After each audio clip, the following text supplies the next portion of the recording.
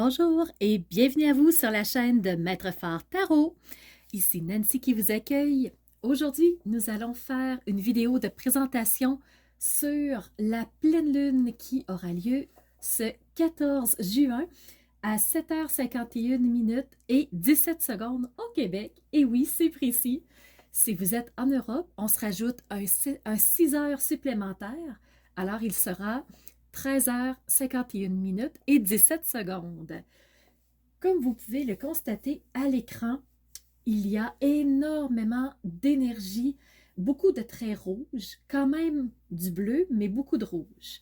Alors, on va tout de suite y aller avec l'analyse, voir de quoi ça a l'air. Alors, précisons en tout premier lieu où se situe la Lune, parce qu'on parle de la pleine Lune. Elle est à 23 degrés en Sagittaire. Sagittaire, un signe de feu, un signe vraiment qui va vraiment agir en sachant que ça n'arrivera pas tout de suite. Alors oui, on vise le long terme, oui, on fait des pas, oui, on met des choses en place en sachant que ça va se construire et que ça va aboutir plus tard. Alors la Lune, qui est notre subconscient, nos émotions, notre ressenti, notre intuition, se trouve en Sagittaire. Alors, le ressenti qu'on a par rapport à ce qu'on veut créer sur des projets à long terme, ça ressemblerait à quoi dans notre vie au quotidien si on voulait le transposer dans notre vie à nous? La Lune est bien sûr en opposition avec le Soleil qui se trouve en Gémeaux. Alors lui aussi à 23 degrés bien sûr, 25 minutes tous les deux, la Lune et le Soleil. Le Soleil dans un signe d'air, les Gémeaux. Alors, les Gémeaux, c'est vraiment l'intellectuel, avoir plein d'idées, mille et une idées qui circulent dans sa tête, ça va vite, on est dans les projets, on construit des choses, on se projette, on imagine. Donc, le Soleil se trouve dans ce signe-là. Donc, c'est l'ambiance qu'on peut ressentir. Et le Soleil, ben, c'est comment on va s'exprimer. Alors, on projette quoi, nous? On s'imagine quoi? Quelle idée on a en tête pour s'exprimer, euh, dans le fond, aux yeux des autres? Alors, ça, c'est le principe de la pleine lune. Donc, ça table là-dessus. Si je reviens à notre lune, elle est en carré avec Neptune. Neptune, qui est en poisson toujours, à 25 degrés. Et Neptune, ce sont nos rêves, notre imagination, nos idées. Donc, ça ressemble un peu au signe du Gémeaux. Et Neptune, c'est vraiment le fait de s'imaginer, de se projeter, de réfléchir, de rêver des projets. Donc, on n'est pas dans l'action, on est vraiment dans la préparation de par nos idées. Et comme la Lune est en carré avec Neptune, dans le fond, ça se peut que ça ne soit pas clair dans les rêves qu'on a, dans ce qu'on veut créer, parce que justement, la Lune, c'est une forme de brouillard aussi, d'incertitude, c'est pas clair. Et Neptune, ce sont nos rêves, nos ambitions, nos projets. Donc, il y a quelque chose ici qui n'est pas complètement clair, qui est flou. Ensuite, avec la Lune, on a aussi un beau sextile avec Saturne. Donc ça fait du bien parce que Saturne, c'est la planète des freins, des restrictions, des blocages, des retenues. Et là, on a un superbe sextile avec la Lune, ce qui fait que on a moins de... On se sent moins bloqué, on se sent moins canné dans quelque chose, on se sent moins pris dans nos intuitions. Donc, on sent qu'on peut laisser aller, on sent qu'on peut avoir une écoute par rapport à notre intuition. Donc, ça fait du bien de sentir que ça se détache un petit peu, que ça, il y a un petit peu de laisse qui se donne, de jeu. Alors, si je reviens à mon soleil, on a parlé de l'opposition avec la lune, bien sûr, c'est le principe d'une pleine lune. Le Soleil, lui, est en trigone avec Saturne. Alors, Saturne envoie des belles énergies à la Lune et en plus au Soleil. Alors, encore une fois, pour sa façon de s'exprimer, sa façon de briller, sa façon d'être vu vraiment, d'être entendu aussi, ben Saturne nous permet de le faire. Il est moins restrictif. Donc ça fait du bien. On sent vraiment plus d'espace, on sent qu'on peut être plus nous-mêmes, on sent qu'on peut s'exprimer, qu'on peut dire les choses. Ça fait du bien. Et le Soleil aussi est en carré avec Neptune. Alors, au lieu d'être dans la phase du rêve, d'être dans la phase du projet, dans le fond, moi, ce que ça me dit, c'est que le Soleil va être plus en action. Donc, oui, on sait en plus que euh, ben, Mars et Jupiter se sont rassemblés ensemble en conjonction à la fin mai. Donc, ça a débloqué énormément d'énergie. Mars est en train de s'éloigner de Jupiter, mais quand même, il est maître dans son signe, donc ça se ressent. Il y a beaucoup, beaucoup de fluctuations, on sent pousser, la vague énergétique est encore là, donc très présente. Et on voit qu'il y a beaucoup d'entrechocages, il y a beaucoup d'ondes de choc dans ce ciel qui est beaucoup rouge quand même. Qu'est-ce qu'on pourrait dire aussi sur la pleine lune? Donc, on a parlé de la lune, bien sûr, le soleil. Euh, Saturne fait carré à deux astres, deux autres planètes aussi.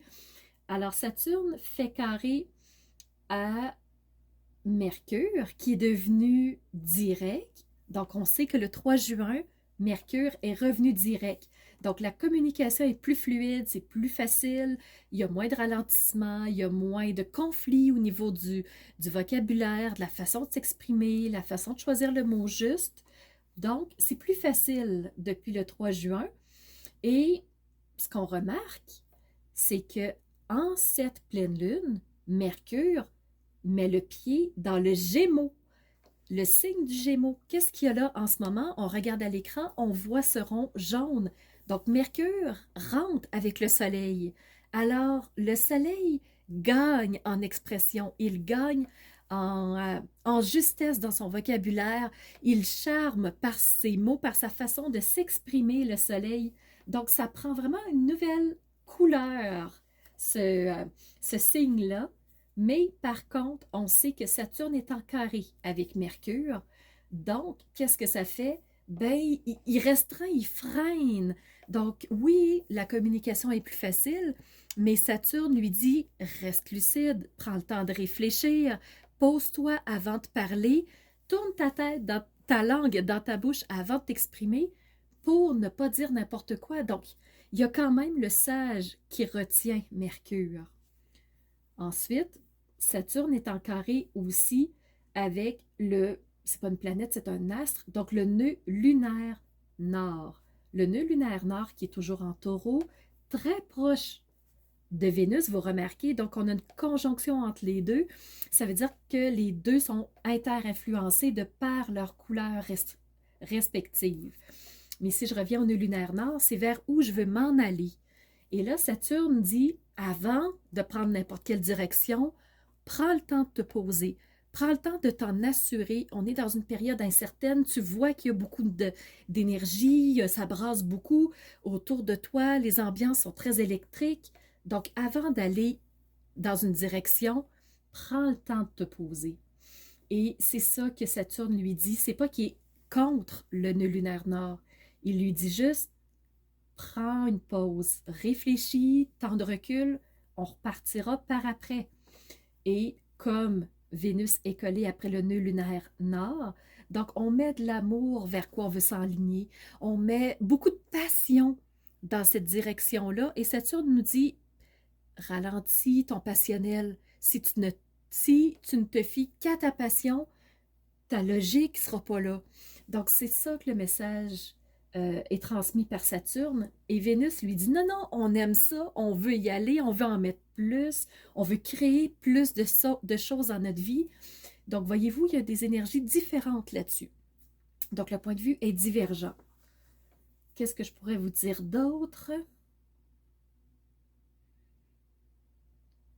Oui, la dernière chose sur laquelle je vais m'arrêter pour cette présentation de la pleine lune du 14 juin, c'est que Jupiter qui est en Bélier. Donc, on sait que Jupiter, c'est la planète de l'expansion, vouloir faire accroître. Et quand il est en Bélier, il rayonne de tous ses feux. Donc, dans l'action, on projette, on crée, on expansionne, on donne encore beaucoup plus d'amplitude à nos actions. Et là, Jupiter est en carré avec la lune noire qui est en, finir par le dire, pas les Gémeaux, en Cancer. Alors, comme Jupiter est en carré avec la lune noire, c'est ce qu'on ne veut pas voir. C'est ce qu'on, tu sais, on lève le tapis puis on pousse les choses qu'on veut cacher. Donc, c'est ça la lune noire. C'est notre angle mort qu'on espère garder caché, secret de tous, parce que c'est des choses des fois qu'on est moins fier ou qu'on ne veut pas que ça soit su. Et là, Jupiter est en carré avec la lune noire. Donc, oui, il veut faire accroître des actions. Oui, Jupiter veut mettre encore beaucoup plus de passion dans ses petits pas, dans ce qu'il va créer au quotidien. Mais il faut qu'il prenne le temps quand même de voir, d'être conscient de ce que la lune noire cache, de ce que la lune noire occulte. Alors, vraiment, le carré, c'est de ne pas créer des actions n'importe comment en ne se fiant que sur le beau, sur le grand, sur le magnifique.